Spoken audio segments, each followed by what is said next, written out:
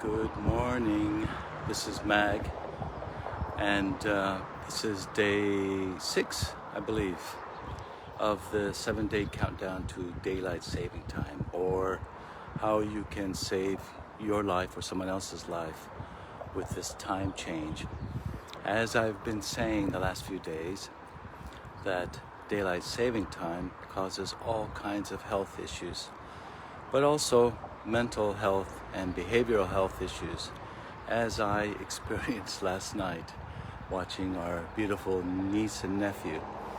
So I start this day off with Once Upon a Time, and my nephew and I were reading a beautiful book, and it was such a precious moment putting him to bed, and he seemed to be fine until at 3 a.m.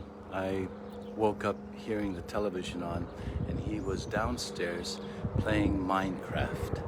Now, I don't know if you have young children and they're onto this Minecraft, but it can become a distraction. And like anything to do with technology and devices, these are things that have hampered children's attention, and as well as adults, because technology is a double-edged sword. It can be great and do great things, but it can also be the main contributor to people's stress. So the point I'm getting at is that sleep or lack of sleep can impact your sanity, your mental health, but more importantly, your children's behavior.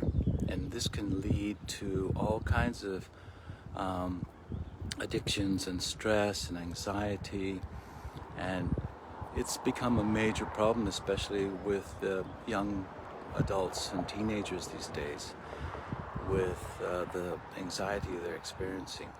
And lack of sleep is a contributor. There is science, there is research that proves this. So I take this seriously, if not for yourself, for your children, because as we were leaving the UK in 2016, it was the first time that the UK had announced that they have an addiction center for children, having to do with problems with their devices.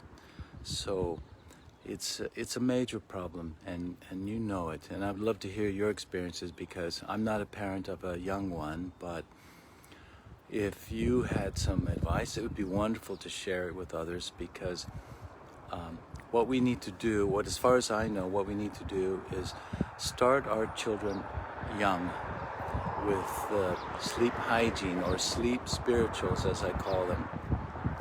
Consistent bedtime, consistent wake-up time. There is no making up sleep on the weekends. That's called sleep debt, and you cannot make up for lost sleep that way, especially if it's chronic. If it's only a day or two, you can make it up in a nap, but that's not always possible. So it's better that you get a consistent, regular routine going. Create your own spirituals to get to bed.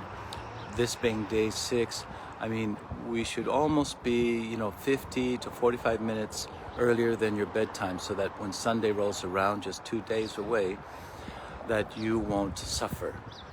And more importantly, that you can be your full potential. You could live your full potential, and you could be at your best, and everyone wants to be their best. And we want our children to be their best, to have their best. And you cannot do this without sleep, without enough sleep. So please, do it for them. And, also there's another issue with EMF. And there are many people who are in denial of this, or maybe they're not aware of it. But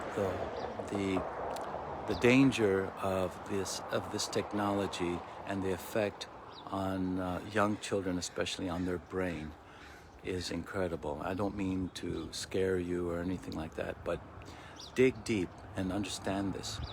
And we've been doing this for a while, as far as understanding what EMF can do to our health and to our energy body. So I've been studying energy medicine and I've come across a very interesting product that I've been using from a company called Nature's Frequencies.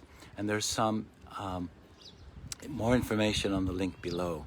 But basically, we may not be able to do anything about all the radiation that we're bombarded with every day, every moment.